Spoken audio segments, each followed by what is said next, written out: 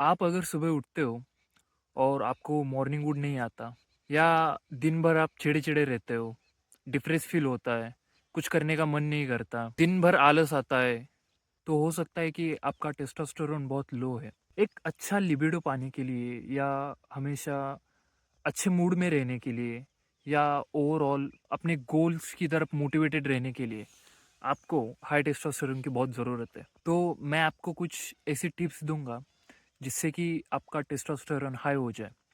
आपको टेस्टोस्टेरोन बढ़ाने के लिए किसी अश्वगंधा जैसे सप्लीमेंट की ज़रूरत नहीं है। मैं आजकल देख रहा हूँ बहुत इंटरनेट पे बहुत मतलब इसका फैड है कि अगर आपका टेस्टोस्टेरोन लो है तो अश्वगंधा लो, तो बहुत महँगा भी आता है। तो इन चीज़ों की ज़रूरत नहीं है। नहीं कह रहा कि अश्वगंधा वर्क नहीं करता, वो भी मतलब डिबेटेबल है, वो वर्क करता है। जितने प्राइस का मिलता है, तो आई थिंक वो उतना वर्थ नहीं है, उतने पैसे का वर्थ नहीं है। अगर आपके पास पैसे हैं तो आप ले सकते हो। Anyways back to the topic. आपको मैं कुछ ऐसी बेसिक बेसिक टिप्स दूँगा जिससे कि आपका टेस्टोस्टेरोन हाई हो जाए। तो टिप नंबर 1 है मिनिमम 7 से 8 घंटे की नींद लो। अगर आपकी नींद पूरी नहीं होती तो वो एक बहुत बड़ी टेस्टोस्टेरोन किलर चीज़ है।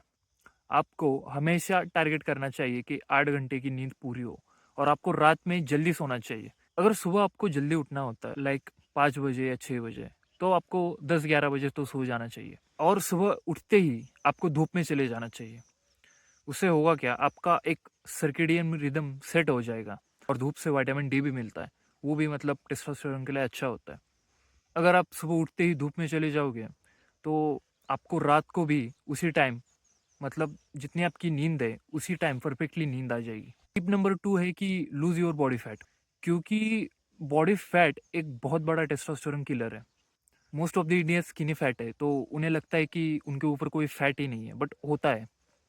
जो हमारे बॉडी पे जो फैट होता है, एक्सेसिव फैट होता है, वो हमेशा एक्टिव रहता है और एस्ट्रोजन क्रिएट करता रहता है।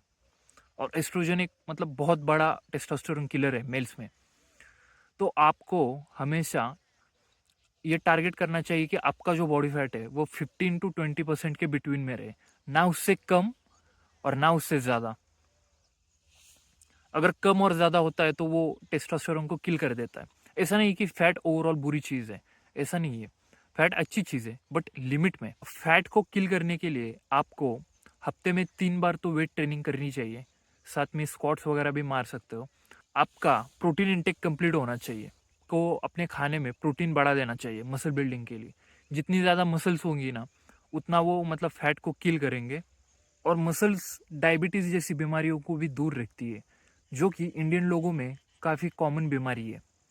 टिप नंबर 3 ये है कि आपको अपने स्ट्रेस को मैनेज करना है। स्ट्रेस से कॉर्टिसोल बढ़ता है जो कि टेस्टोस्टेरोन किलर है। आप स्ट्रेस को मैनेज करने के लिए मेडिटेशन कर सकते हो या एक लंबी वॉक पे जा सकते हो। वॉकिंग से भी बहुत स्ट्रेस कम होता है, तो वॉकिंग से आपका मूड भी बहुत इम्प्रूव होता है।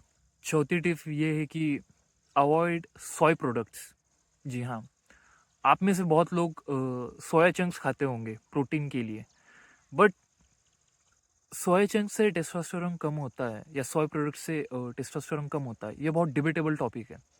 लेकिन अगर आपके पास इतने पैसे हैं कि आपका जो प्रोटीन इंटेक है वो other high quality protein sources से कंप्लीट हो रहा है, तो आपको सोय प्रोडक्ट्स को अवॉइड करना चाहिए। अगर आपका नहीं हो रहा तो आपको जो सोया चंक्स है वो लिमिट में कंज्यूम करने चाहिए।